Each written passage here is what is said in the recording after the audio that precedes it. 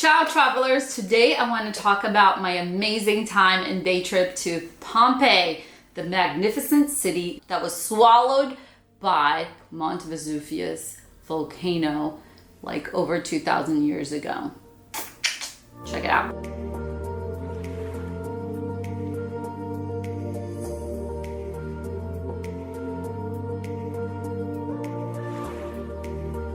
All right. So we booked our tickets online and we did not do the extra tickets that were of the village. So our ticket was around 17, I believe, or 18 euros. And we kept it, we knew of our limited time and we kept it as just really Pompeii in itself. We took a train, which took about 40 minutes, but it was really cheap.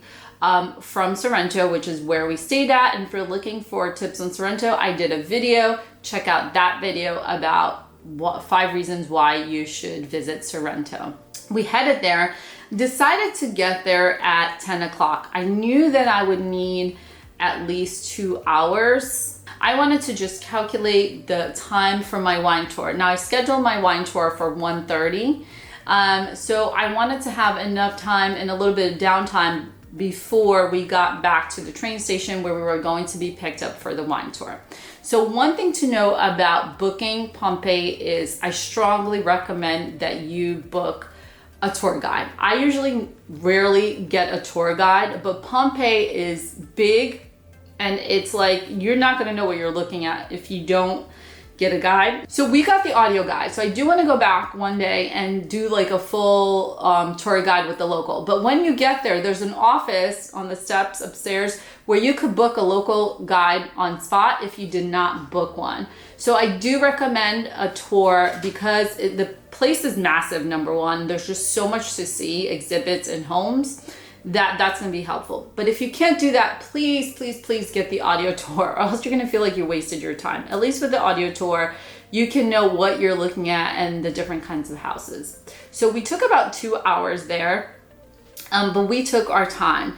We walked around. There were a couple of things we wanted to see. I really wanted to see the casts of the bodies. I really wanted to see the brothels. So that was on my list. I wanted to see, and the houses, different houses, different things that I had read up on is what I wanted to see. So you might want to do a little research before to see what's going to be on top of your list. And I wanted to walk around, take photos. Now inside they do have a bathroom. They do have also like this restaurant kind of bakery type of place in case you get hungry.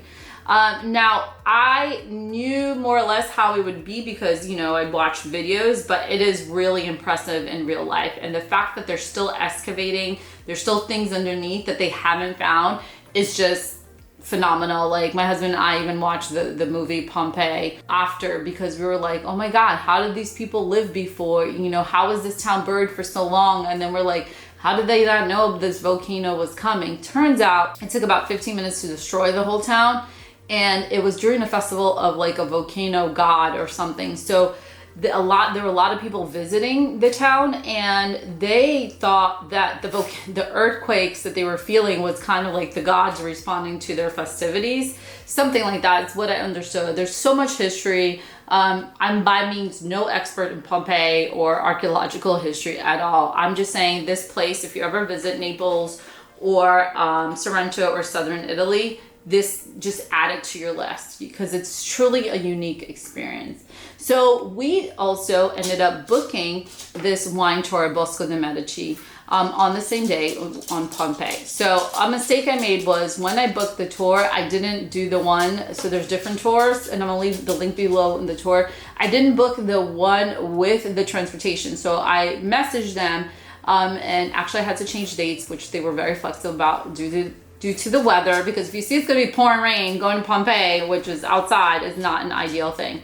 I also, so they were pretty nice. They were very flexible with that. And I wasn't sure how the wine tasting was going to be, if it's like a group, if they wait for us, since they had like the time slots. So there was some confusion with the transportation. They ended up coming really late with the transportation, but I really should have called sooner. And since things were changed last minute, I'm going to say it's not their fault because I also booked the wrong ticket to begin with, etc. So it was 15 euros cash to go, 15 euros cash to come back. So if you're in a group, that's not bad. If you're a single person, you might want to consider looking at the Lyft price to get there.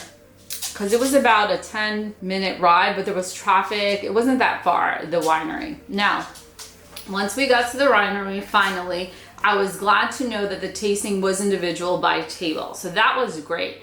We were greeted by a young man who I think his name was Francesco, and he was delightful. He was so knowledgeable. He spoke really fast, but he greeted us with some Prosecco and also showed us some of the barrels and the old style barrels that they have.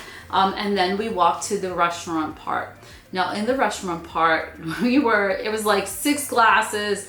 It was a great experience. First of all, the quality of the wine, because it is grown there by Mount Vesuvius, so volcanic, it's unique. You're not gonna find another grape like that. So there was like a really unique rosé, which the color was super different. I ended up buying that, the Prosecco, and the white wine. I usually don't like white wine, but it was so good. And we had also a great host. I forgot his name right now, but he was just delightful in how he served the wines. And then you actually get food. So there was like a little entree of salami and cheese. Then you get a little pasta dish and dessert. So for the price, totally worth it. Great customer service. Then Francesco took us on a golf tour of the winery itself, telling us about the history. They also have horses there. People come and train with their horses with competition. And just the history of the winery. It used to belong to the Medici family. I believe it was sold to another group. I'm not exactly sure. You could check out that info on their website. But Max got to try some of the grapes because they had just harvested. And that was really cool too. But these grapes are so unique. Overall, it was just such a fantastic experience.